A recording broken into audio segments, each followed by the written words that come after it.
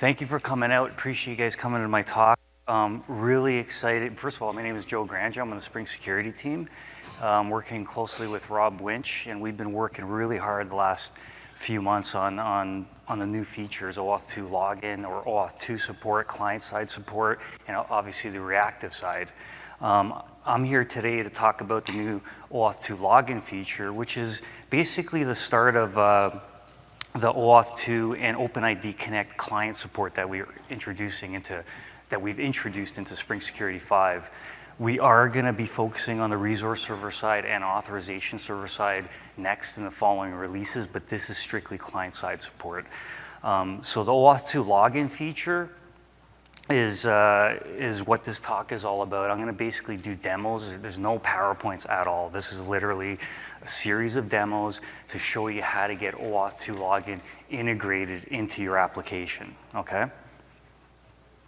So let's start here. So I got this repo set up. I'm going to share this at the end of the presentation. And I got this outline, but even before we get to this, I just want to gauge the audience. Who is currently using Spring Security or who has used Spring Security? Perfect, okay. How about, who's tried this OAuth 2 login feature? Nice, that's a great show of hands, okay. And out of all of you, who is familiar with OAuth 2? How about OpenID Connect? Okay, excellent, all right, great. Okay, so let's jump in. So OAuth 2 login, let's take a look at, so what is OAuth 2 login, right? Let's go to Stack Overflow, right? So Stack Overflow, I want to log in, right? I don't have an account. I could either register for a new account, new profile information, or I could leverage my existing account at another provider. Stack Overflow provides Google login, Facebook login. That is OAuth 2 login. Right? So instead of me registering for another profile, another account, and have another set of credentials that I'm going to definitely lose somewhere, right? I'm just going to leverage my existing credentials, right? At Google, right? So I click on Google here. It redirects me to Google. I authenticate. It asks, do you authorize Stack Overflow to access my personal user information, right? So that's OAuth 2 login. So what I'm going to do now is we're going to integrate Google in the sample application. It's in the repo, but it's also the sample application in the Spring Security 5 distribution. We're going to go through the steps on setting up OAuth 2 login with Google first, okay? And that's basically, with this outline, we have the first thing. Spring Boot 2 provides complete auto configuration for OAuth 2 login. We're going to show you a series of, configuration options, right? So the first one is complete configuration, so all the configuration properties available in Spring Boot 2. Second thing, we're going to do minimal configuration because we provide sensible defaults for well-known providers, specifically Google, GitHub, Facebook, and Okta. So I'm going to show you that. And then, okay, we did Google. Let's set up GitHub. How fast can we get Google and GitHub going, right? Let's try that. And then if you're not using Spring Boot 2, what's the Java configuration equivalent of Google login? So that's what we're going to do. And then the second section, mapping user authorities. So, okay, so we're authenticated, and by default, an OAuth 2 user has a role user, right? That's not too valuable, right? Like in the end, we want to apply fine authorization rules so we could tighten up security, right? Any enterprise application needs, right? Each endpoint has specific, specific authorities that are allowed to access this endpoint. So we want to be able to define authorization rules. So custom authorities mapping, right? Getting information, authority-like information from the provider and doing that custom mapping so we could apply our fine-grained authorization rules. So that's what I'm going to demo second. That second section. And then, so now that we're authenticated, we've applied our fine-grained authorization rules, we have an access token, right? With OAuth 2, we make protected resource calls. So how do we get that access token and how do we use it? So that's what I'm going to show, those 3 steps, right? So let's jump in. Let's set up Google login. So the first thing we got to do is we need to set up an OAuth client or an OAuth application it's all the same name. Depending on the provider, they either call it OAuth client or OAuth application. So let's do that. Let's go to Google's identity platform and register a new OAuth client. I'll do that. That's the first step. So we'll go to over here. I'm going to create client credentials, an OAuth client ID for a web application. I'm going to give this just a name here for my app. And then one of the key parameters here is the redirect URI, because after I've authorized the sample application to access my user profile information, then Google will redirect back to the application. So this is a key parameter, the redirect URI. So I'm going to set that. I'm going to create this. Okay, so now I got my client credentials, my client ID, client secret. So the next step is, now we're going to go to the sample application, and we're going to copy these client credentials into the sample app.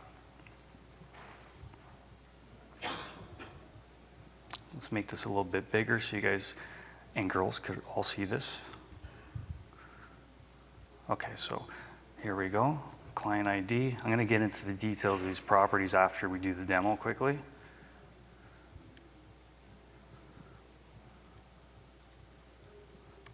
Okay, client ID, client secret. Let's start it up. Let's run this, and let's see if it works.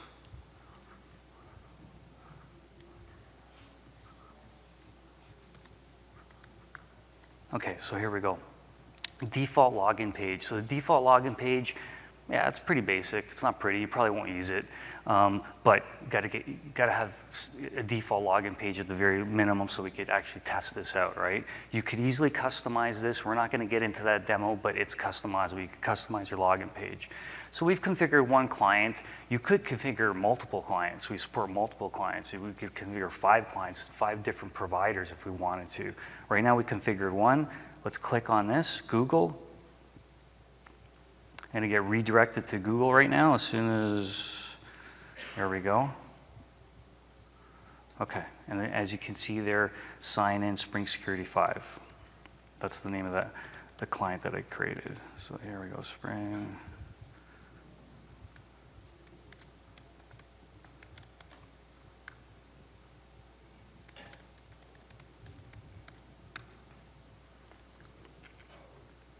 Done, right? So I'm logged in. That was it. Like literally, all I had to do was create a client at the provider, set my client credentials and application properties, and I'm logged in, right? And to prove that out, so that number there, that's a unique identifier of myself at Google. And Google's an OpenID Connect provider, so that's actually the subject claim, the subject identifier, because you got the issuer claim, which is Google, and then the subject claim, which is that number, that identifies me at the provider. So if I click on display user info, just to prove it out, that I'm logged in, that I actually have user information, that my user that's registered at Google. So I set up this sample account, Spring Security 5, and there you go, there's my information, right? This is basically accessing the user info endpoint of the currently authenticated user, myself, with the access token, of course. So I'm logged in. I'm logged in with Google, right? It was that easy. There is no extra annotation. There is no enable OAuth client or enable OAuth or whatever. It's literally you set up your properties and the auto configuration works from there. So the next thing I wanted to show you is I wanted to kind of go over those properties just to get a better understanding of the configuration options that are available. So here we go. Can everyone see that pretty good in the back there? Yes? Okay, great. You know what, I'll make it a little bit bigger. So the base property prefix is Spring Security OAuth 2 client. Okay, and then we have registration, and then we have provider. So as I was mentioning earlier, we could have multiple clients, right? So client registrations, right? So a client is registered with a provider, hence the name client registration, right? Right below the registration here, we have Google. This is actually the client registration ID. So it's just a logical name. It's got to be unique within the application properties. I could have called this Google-login or Google whatever, right? I could have two clients here. I could have one for Google login and another client configured to go through another authorization grant flow to get an access token to access other APIs, like the calendar API, for example. And I might call that Google-calendar, right? So it's just a logical name, but it's got to be unique. That's the client registration ID. And then you have, obviously, the client credentials, ID and secret, the protocol endpoints, the authorization endpoint, token endpoint, user info endpoint. I'm not going to get into all of these properties, but the one I really want to talk about is the scope, right? So here we have the scope property, and we have OpenID. So for OpenID Connect providers, we need to ensure that we add that scope, right? OpenID. Because OpenID signals that this is an OpenID authentication request, right? That's required, that's per spec. And obviously, for OAuth 2 login, I need to access user information in order to populate the principal within the authentication object within Spring Security. So I need to get user information, right? So I could set up that principal. So we need to have the profile scope, which is part of the OpenID Connect spec. I don't really need email, address, phone. I just added there to be explicit. But the minimum is OpenID and profile for OAuth 2 login, so I could access the user info endpoints, right? So the next thing I want to show you is, okay, well, I was mentioning earlier that minimal configuration. We provide defaults for some well-known providers, like I was mentioning, Google, GitHub, Octus, and Facebook. So I just got rid of everything there, right? Like right now I got client ID, client secret. That's it, nothing else, right? So let's start this up. Let's see if it still works.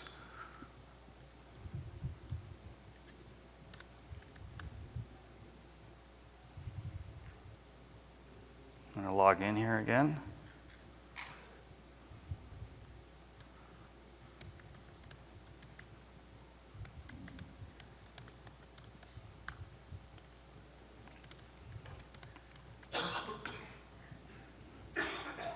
And here we go. I'm logged in, right? So literally 2 properties, client ID, client secret, that's it. Like nothing else for the well-known providers, Google, Facebook, Okta, and GitHub. Now, if you're using Microsoft Azure, then as I showed you, all those other properties, right? But that's it, right? Those are the steps. Register your client, add the properties. If you're using Spring Boot 2, and hopefully you are, because it definitely makes my life easier. So hopefully you're using that. If not, Java configuration. But even before we get to that, so Google was pretty quick, right? Let's try GitHub. Let's try GitHub just to see how quickly you could stand this up with 2 providers, okay? Let's try that now. I will do this.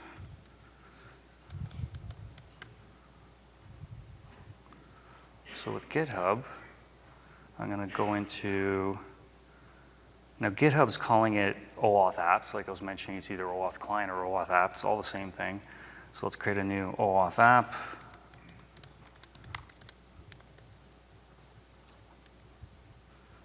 Sure I got the proper redirect URI set up. This is a required field for GitHub. I'm just going to add that, and then we'll do GitHub. So one thing I wanted to point out, notice this redirect URI. So this is the standard pattern, right? So my application is obviously localhost on port 8080, but then we got this pattern, this standard pattern for an OAuth 2 login. Login, OAuth 2 code, right? And then the last part is the registration ID, the client registration ID. As you saw in the application properties, we named it GitHub. If I named it GitHub-login, then this has got to be GitHub-login. Now this is fully customizable, that base login OAuth 2 code. You could customize that too if you wanted to, but that's the pattern, the standard default, right? So I'm going to register this. I'm going to get my client credentials. I'm going to do the same thing. I'm going to go in there into the application properties, and I'm going to set up my properties right now.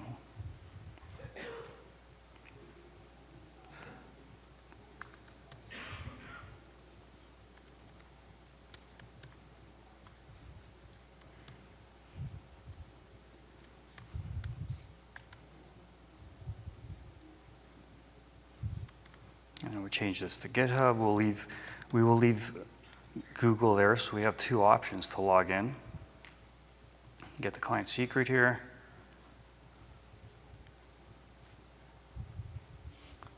Okay, that's it, right? So we got Google, GitHub, the credentials, minimal configuration, right? 2 clients. Let's start this up. Let's see what happens.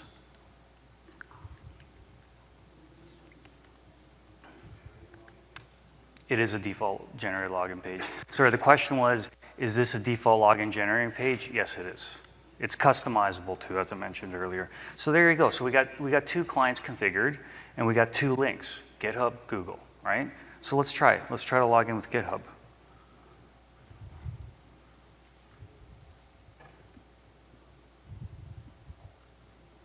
Okay.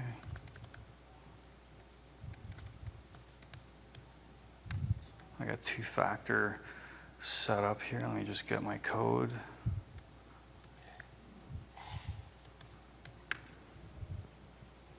Okay, there we go. So, you know, the very common consent page screen that you see for, I mean, GitHub is a standard OAuth 2 provider. It's not OpenID Connect Provider or OpenID Connect compliant. So it behaves a little bit differently. You get the consent screen. But as you can see here, I called it SpringOne demo, the application, the OAuth application.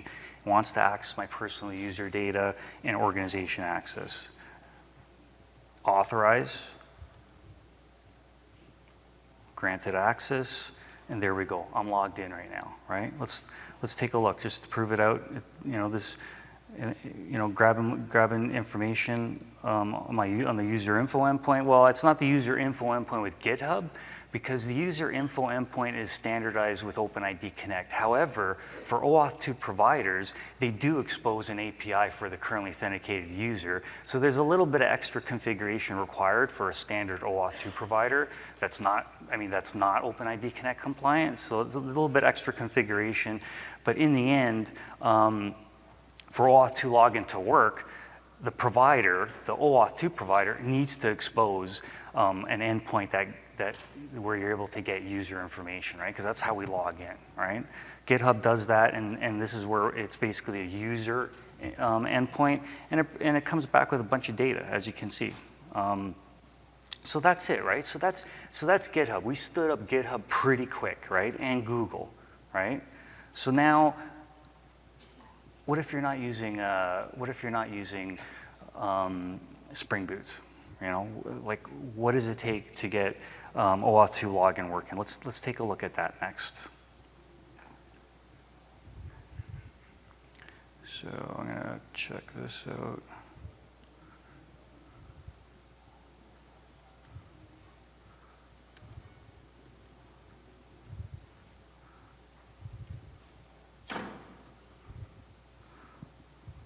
Okay, let's take a look at this. Even before, so this is the bit of code, the Java configuration that we need. So here we go, OAuth 2 login, right? So this is our security configuration, OAuth 2 login security config. The only thing we got to do here to enable OAuth 2 login is basically set up the OAuth 2 login configure in HTTP security. That's it. Right? There's actually a lot of configuration options in the OAuth 2 login configurer, but that's if you want to get more into the advanced configuration. And it's well documented in the Spring Security Reference Guide, so definitely check it out. But we're doing some just basic OAuth 2 login. We just need to enable it by calling that. The other thing we got to do is we need to ensure that there's clients configured, because OAuth 2 login configure, it depends on a client registration repository, right? Which composes one or more client registrations, right? So we configure our client. So we're gonna stick with Google here, and literally, I mean, this is what Spring Boot does, right? The Spring Boot auto configuration does exactly this, right? It will read the configuration properties from the environment, which it obtained from the application properties, and then it will create a client registration using the builder, right? And then it will compose it in a client registration repository, the default one being the in-memory one, and it'll register it as a bean in the application context, right? That's pretty much what you got to do, right? And then obviously you enable OAuth 2 login, which leverages or looks for a client registration repository bean in the context. and everything just works, right? So let's test it out. Let's test it out. Just to show you in the application properties, I took out all the properties there just to be, I mean, this is a Spring Boot app either way, but I wanted to take out those properties just to be explicit, and we will now put in the client credentials here, and we'll try it out. I'm gonna have to go back to my auth client here to copy the credentials.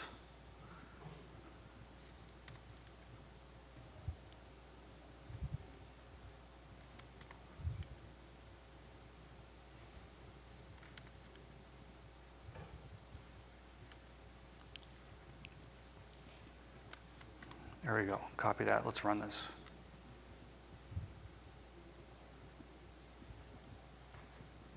Okay, let's start it up now. Let's log in. Okay, everything's looking pretty good. We'll click on here.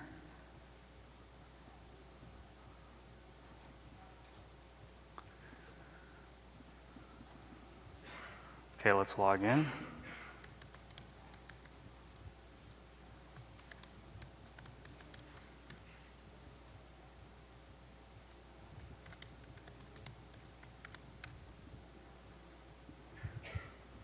And there we go, all right? So there we go, we got Google going. Let's click on user phone just to, just to show it once again. There's all my information, right? Let's look at that code one more time. So it's pretty minimal too, right? Like literally client registration repository, and then OAuth 2 login. So it's pretty minimal, right? For Java configuration. Hopefully you're using Spring Boot, but if you're not, this sample is in the reference guide as well, okay? Everything's in the reference guide. There's tons of sample code in there. So I definitely strongly advise you guys to check it out over there. It's well documented. Now coming back to this, to my outline, that pretty much wraps up the login. So we're gonna jump to mapping user authorities, but before I even get to that, are there any questions on what has been demoed so far? Any questions at all? Pretty straightforward? Okay, great. So mapping user authorities. Now, like I mentioned earlier, we need to, the default authority for an OAuth 2 user after we log in is role user, right? That's the default authority. That's not gonna allow us to do fine-grained authorizations on our HTTP security, right? Literally, our only options would be must be authenticated or must belong to the role user. I mean, that doesn't provide much value. That's not enterprise-grade applications. We need to provide some kind of mapping to be able to apply our fine-grained authorization. How do we do that, right? That's what we're gonna demo next. I'm gonna use Okta. I really like Okta. Okta's got a really great identity management system, and I really like their administration UI because it allows me to add custom information, custom attributes, custom claims in the user info response, or potentially even the ID token, because ultimately we need to get this information, this authority information from the provider, right? That's where it's at, right? And every provider is different, right? So we need to, when we're working with a specific, when I want to do Okta login, then I got to configure, within my Okta tenant, I need to configure this information, this authority information, to come back either in the ID token or the user info response. So that way my OAuth client can do the mapping, right? So let's see how we do this with Okta. So this is Okta's administration interface here, and I'll show you, I got my user set up here.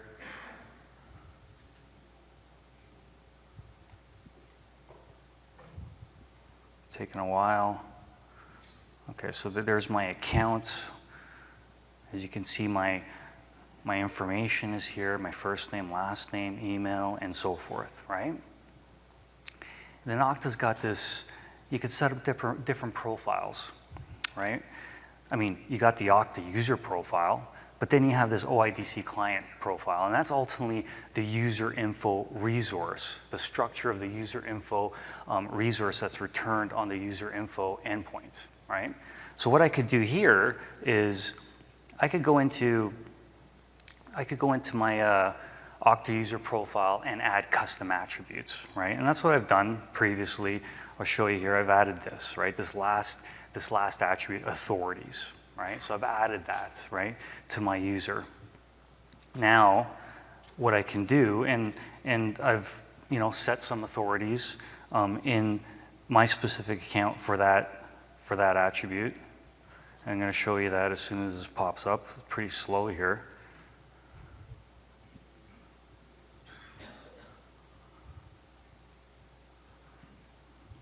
Then I'll go down here. Okay, so I got that custom field in the Okta user type. I've added authorities, and then I've statically set this data, right?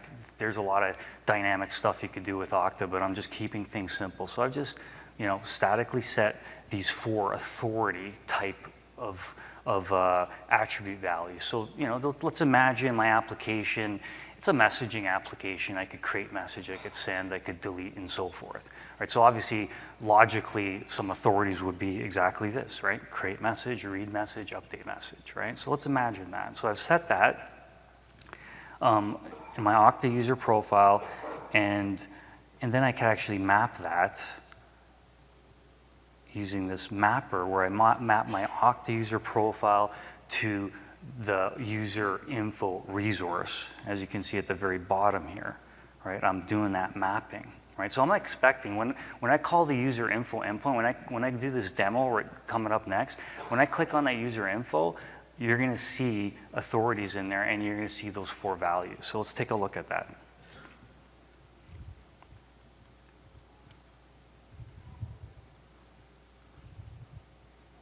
I'm going to check this out here.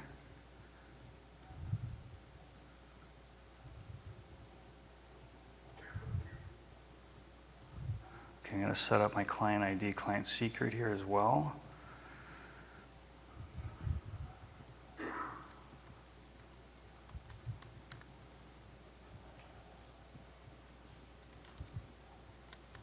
Okay, let's start this up.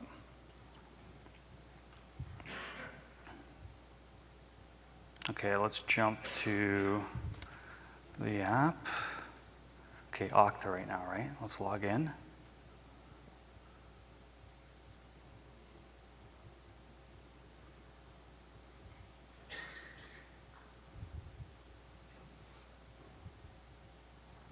Yeah, definitely things are slowing down. I might have to start tethering again. Let's see what happens here. It's taken a while to...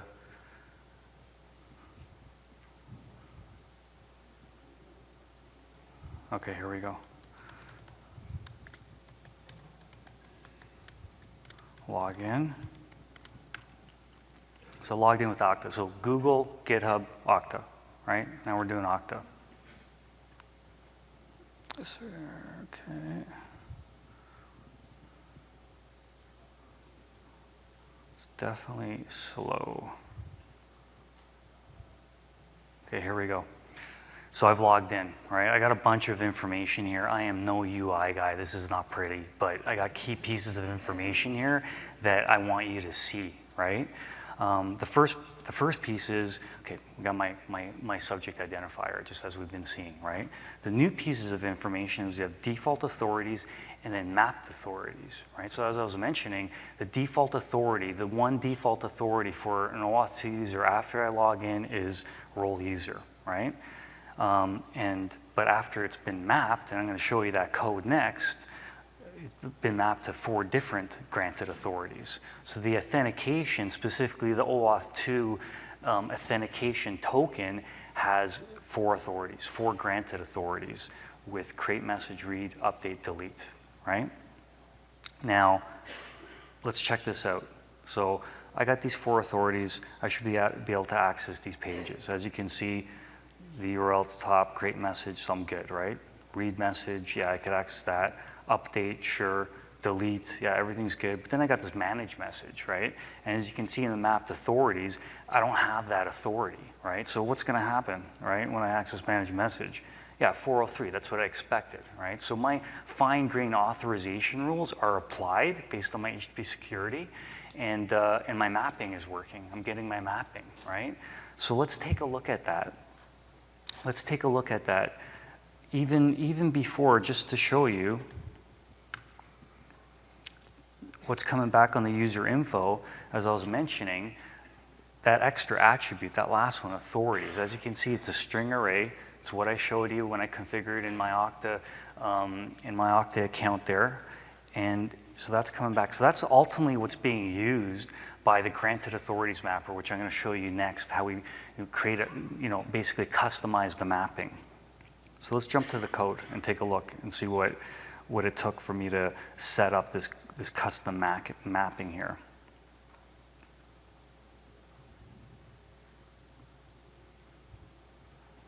Let's make this bigger. Okay. So here's my web security configure adapter.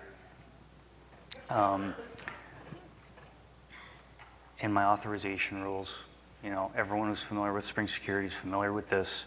So I'm basically just, applying my authorization rules per endpoint. So create message, you got to have the authority create message, right? And so forth, right? It's pretty standard, nothing new there, right? The extra piece here is OAuth 2 login, user info endpoint, user authorities mapper. So this is where I set my mapper, right?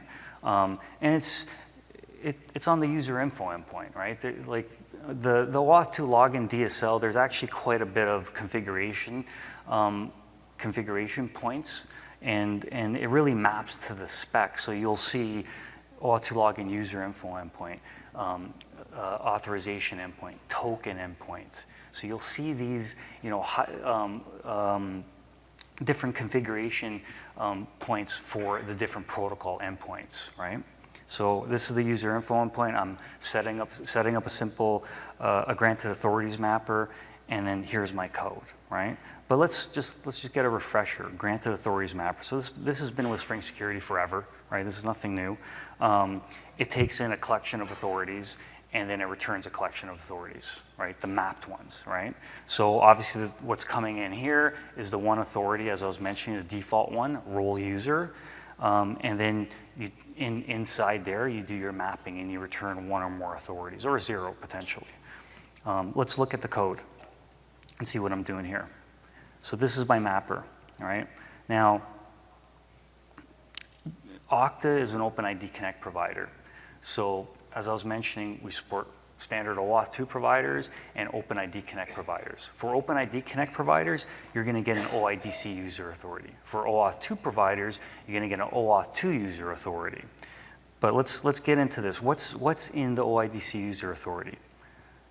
So here we have the ID token and the user info. So all the claims in the ID token and all the claims in the user info. That's what's in there. So literally we could take a look at, evaluate all the claims and determine, how we're going to do the mapping. Everything's available to you, right?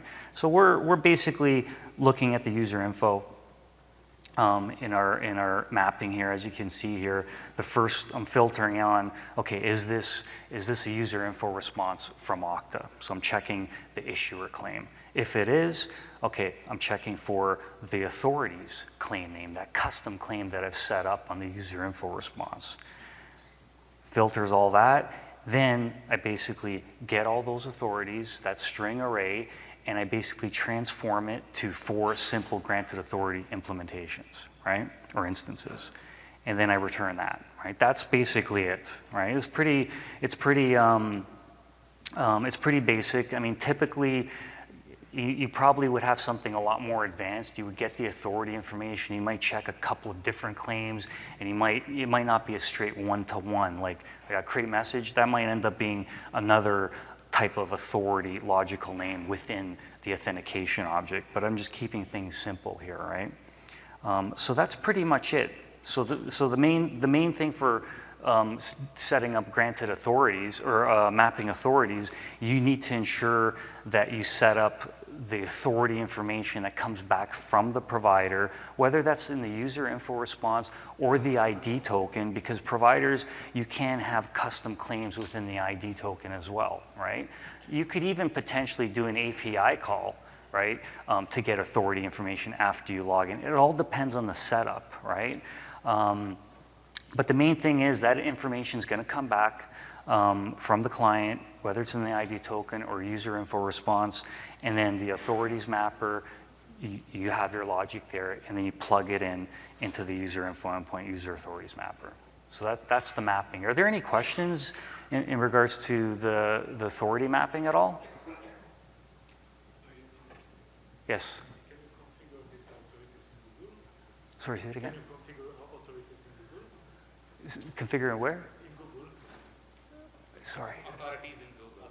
Yeah. Oh, no, it's a good question. You know what? That's actually a really good question. Sorry, I didn't quite understand you there. Yeah, the thing with Google though, right, is so oh yeah, I should repeat that. Can you configure authorities using Google as a provider? Okay, that's the question. It's a good question.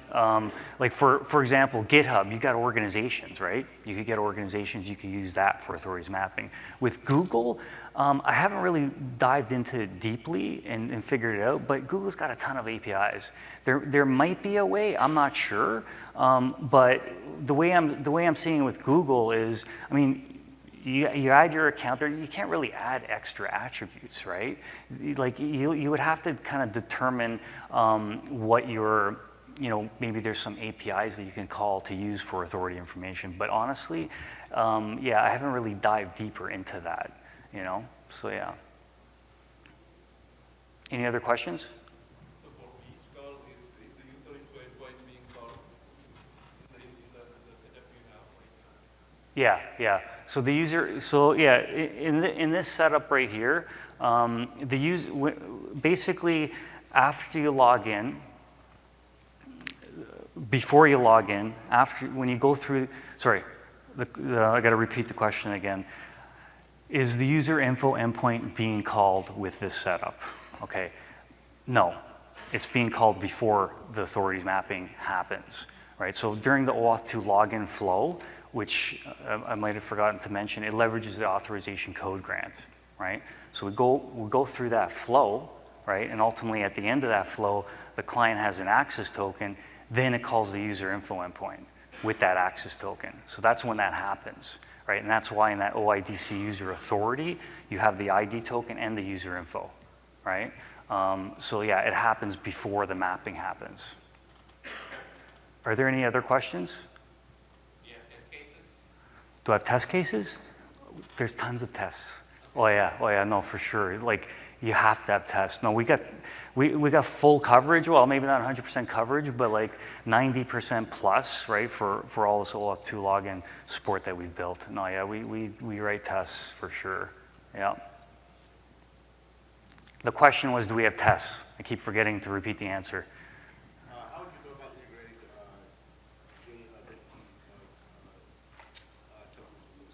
Sorry, say JWT? So the question is, how do you integrate JWT with this? So yeah, I mentioned earlier providing support for OAuth 2, OpenID Connect, and Jose. For those of you not familiar, Jose, JavaScript object signing encryption. Suite of specifications for basically signing a JWT, which is a JWS, or encrypting a JWT, which is JWE, or decrypting it or verifying it, for example, right? So with OpenID Connect, the ID token has to be signed. That's per spec. So we actually are validating or verifying the ID token, and you might have noticed. Is user information not in that token? Sorry, say that again? Is all user information not in that token? No, so the ID token, one thing I want to point out here is JWK set URI. So the ID token, it's a new construct that's introduced in the OpenID Connect. It ultimately provides information of the currently authenticated user. The client relies on this. That's why the client's also called the relying party. It relies on the ID token for currently authenticated user information, right? So at this point, when I have an ID token, I could authenticate. I don't need to call the user info endpoint, right? But I call it anyways because I want more information, right? Sorry, I'm just going to finish. Okay, and but as far as integrating, right, with JWT, so we do have another module, Spring Security Jose, and like I mentioned, ID token, it is a JWT, right? We verify it. We're going to leverage this module when we start the resource server side too. But there is a JWT class, there is a JWT decoder, there will eventually be a JWT encoder, and so forth, right? Sorry. When you actually get redirect from your login with your authorization code, aren't you getting a JWT token back from your token URI? No.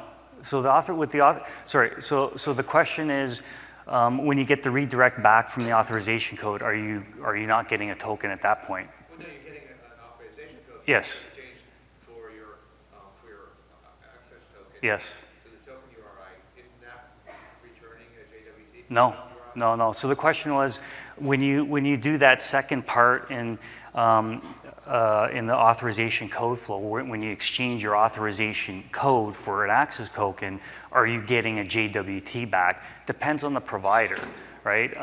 With Okta, yes, it is a JWT. With Google, it's an opaque token.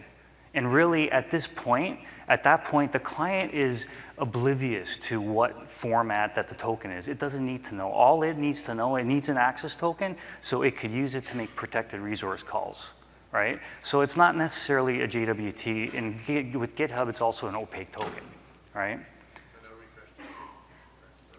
refresh? Refresh token grant, we are going to provide support in that next release, but currently it's not supported. We didn't get to that part.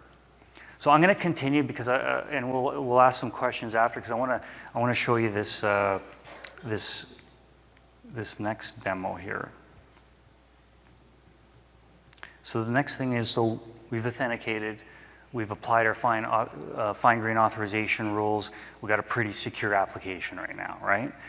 The next step is, we got an access token, right? And this is an OAuth application. We have an access token. We want to make protected resource calls. We want to call resource servers or potentially the authorization server. In this case, we are, right? Because we're calling the user info endpoint, which is owned by the authorization server. So I'm going to demo that. But whether it's the authorization server or the resource server, it's a protected resource, and we could only access that with an access token. So we have an access token throughout the OAuth 2 login flow. How can we get that access token and use it to make a protected resource call? Let's go through that.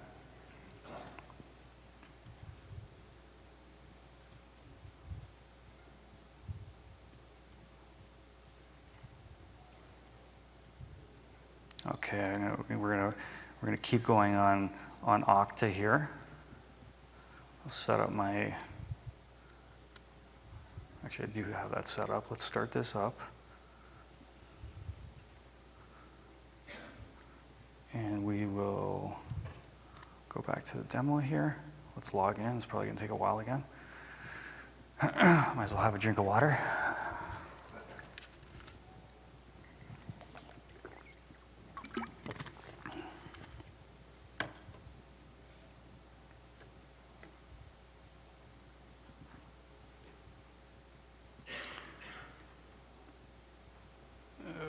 Okay. I hope everyone's having a great time. I'm having an awesome time. Yeah? Nice.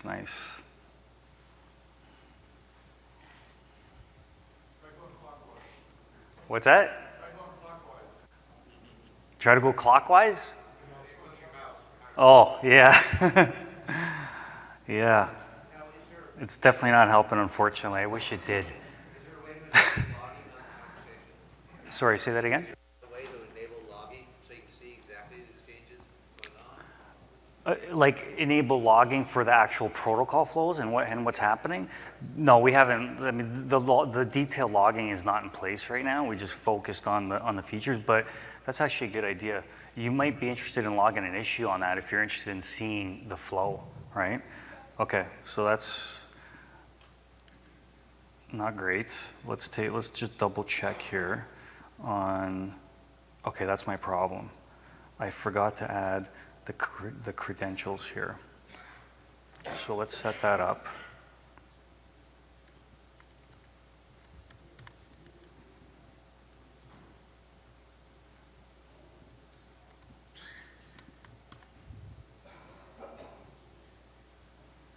Let's make sure I got this here, yeah.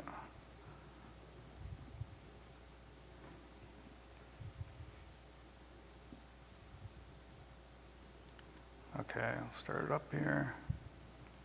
Let's just start a new window fresh.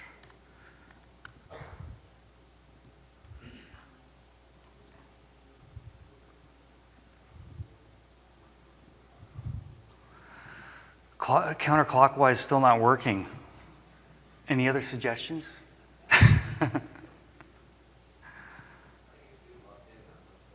Oh my God, I might fall.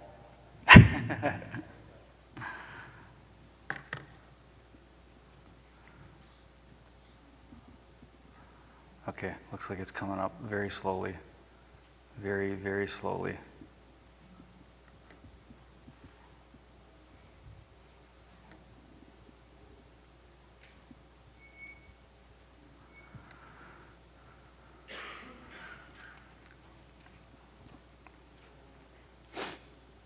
I might have to tether off my phone to finish this demo up if this is going to keep.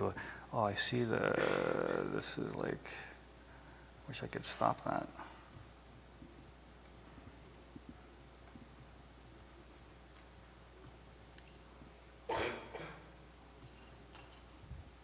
Okay, you know what I'm going to do? I'm going to try this. Okay, here we go. Apologize for the delay there.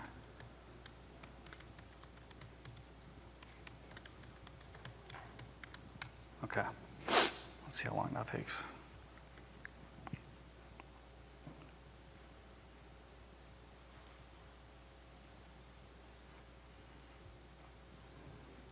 Okay, while this is happening, let's just jump to the code and we'll come back to this. Let's take a look at the code that actually does this call. Okay, so main controller, here's the user info endpoint. So we have this authorized client, and I'm auto-wiring authorized client service, right? So what is an OAuth 2 authorized client? What is an authorized client? So when I go through the flow, right, client redirects the end user to the provider, and then you get that consent screen, right? It says, do you authorize this application to access these scopes or these pieces of information? You click on authorize, right? And then client gets the access token. So you've authorized the client, hence the name, authorized client. And really, authorized client, all it is it's an association, right? It's an association of the resource owner, the end user that authorized the client, and the end result was an access token was granted to the client. So as you can see, the authorized client has those three attributes. It's got client, principal name is the resource owner, unique identifier, right? Or with an OpenID Connect client, it's basically the subject identifier. And then you have the access token, right? So that's the authorized client, right? And then, you know, I auto-wire an authorized client service. So the authorized client service, it manages authorized clients. So we could have multiple authorized clients. Like if I got 5, you know, clients configured, you know, we could have 5 authorized client instances, for example. We could have other access tokens through another authorization code grant flow. For example, if I wanted to access Google APIs and I've configured a client for that specific use case, you go through the authorized client service to get that access token, right? You auto-wire it in your controller, and then you basically pass in 2 specific parameters, right?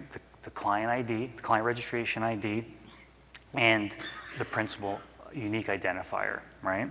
And we get that from the current authentication token, which is an OAuth 2 authentication token. And the two attributes there are authorized client registration ID and then the get name, right, from the authentication, which is the unique identifier. So that's the client ID, client registration ID, and the resource owner unique identifier.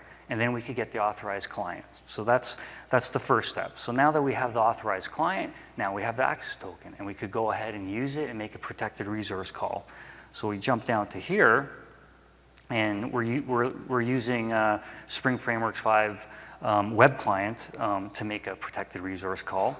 And the only thing that we really need to look at here is how do we basically set up the authorization header here? We're setting up a exchange filter function, which is basically just request processor before the request is initiated, and we're setting up the authorization header, right, with the bearer and the raw access token, right, from the authorized client, as you can see here. Right, so pretty standard stuff as far as setting the access token in the authorization header. But the key thing here is you've got the authorized client and then the service, right? So that's how you would go about getting the access token that was obtained, that was ultimately granted through the OAuth 2 login flow. Now, this could be a bit of a pain, right?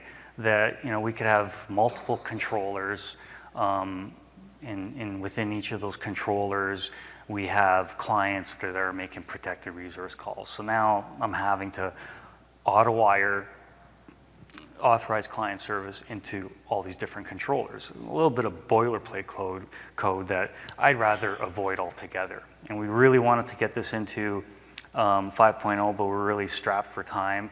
This feature is definitely coming in 5.1, which is what I want to show you next, which really simplifies things. So let's take a look at that.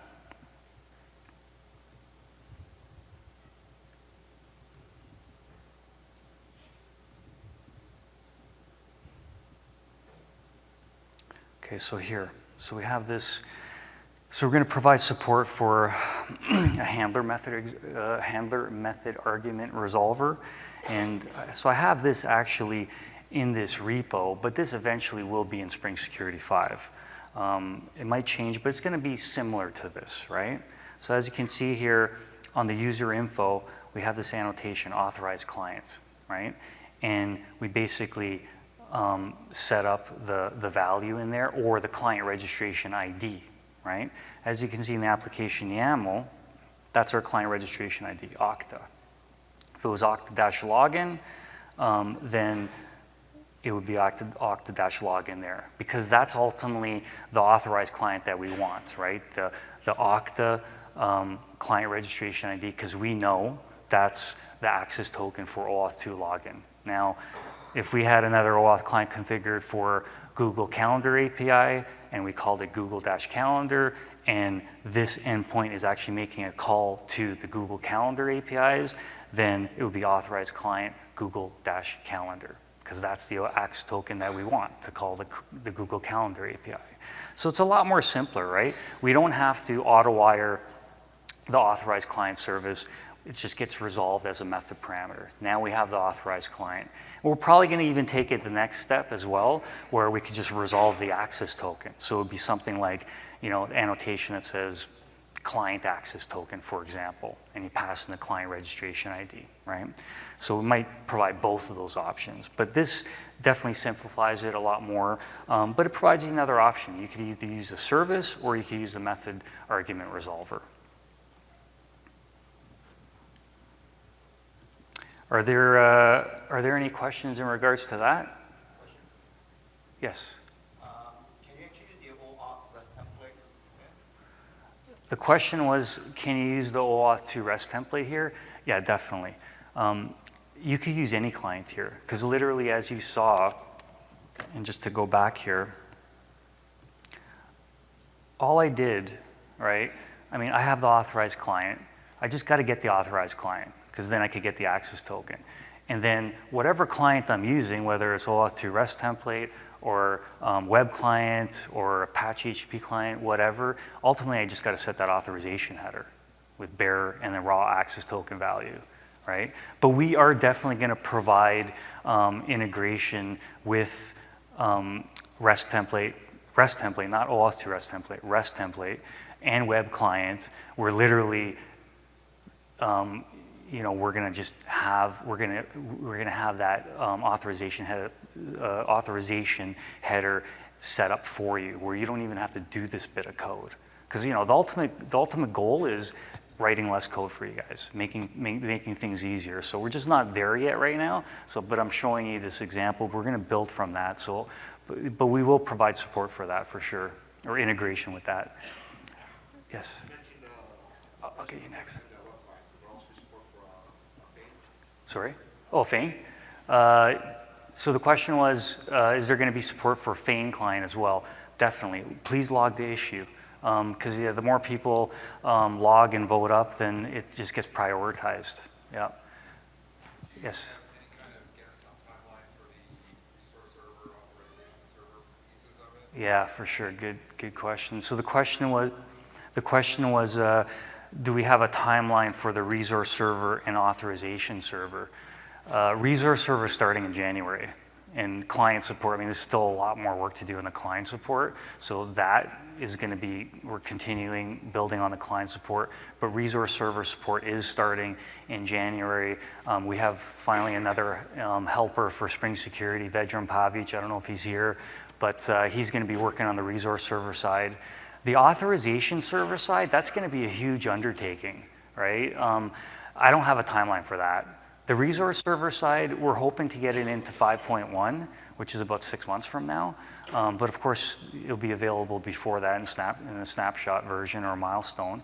But the authorization server, I don't have a timeline for that right now. Just a follow-up, are you guys thinking at all on the migration path from the old, OAuth 2 implementation to this? Is that kind of at all? Well, we're definitely going to provide some kind of migration sample and some documentation, but this is a complete rewrite. There is nothing really. Things are done very differently. So it's not going to be a smooth migration, but we're definitely going to do our best to provide a sample and some documentation to make things easier for you guys, for sure. Any other questions? Yes. The question was, are we going to provide refresh token support in 5.1? And the answer is most definitely. So meanwhile, for short-lived tokens, it's just going to redirect you back to the provider for login? Yeah, exactly. Yeah.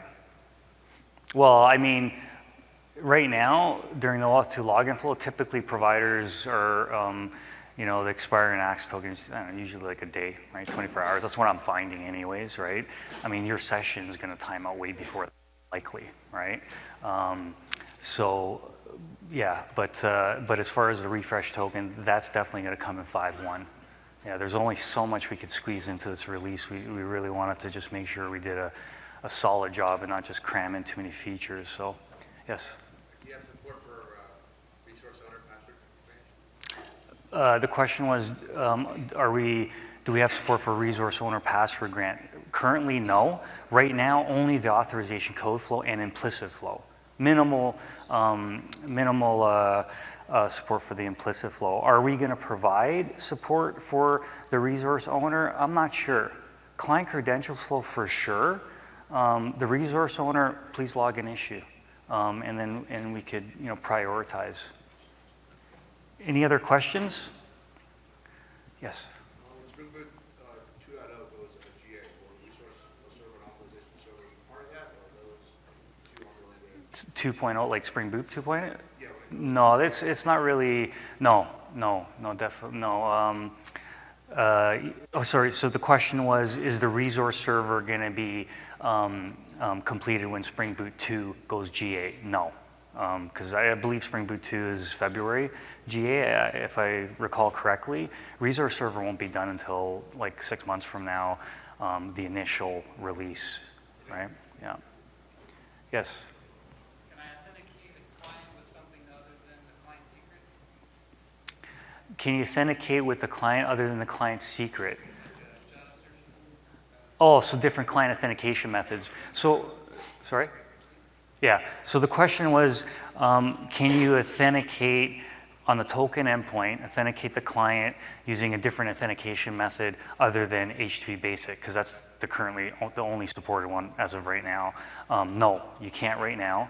There is an issue for JWT, for example, and also I think there was also another issue for mutual SSL digital certificate as well. I think that's logged. I think I remember correctly. So, but right now, currently, we're just supporting HTTP basic for client authentication at the authorization or the token endpoint.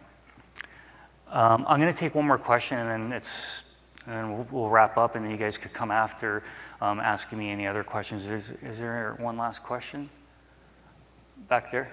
You might mention about backward the old OAuth. Yes, yeah, for sure. Yeah. So that was Rob Winch, and I really should mention this. And if you're not aware, with Spring Boot 2.0, all the current Spring Security OAuth auto configuration has been removed, right?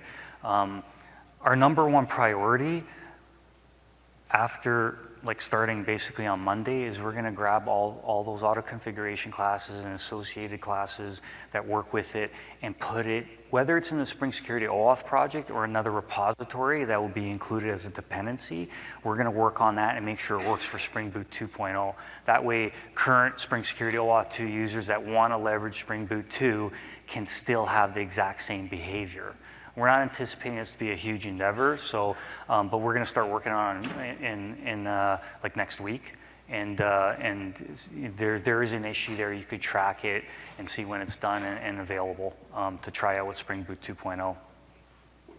And I'm going to leave this one slide on here for you guys and girls. I got a couple of resources here. So that's the demo that I just did, if you wanted to check that out, the first one, and then the login sample, which is part of the distribution.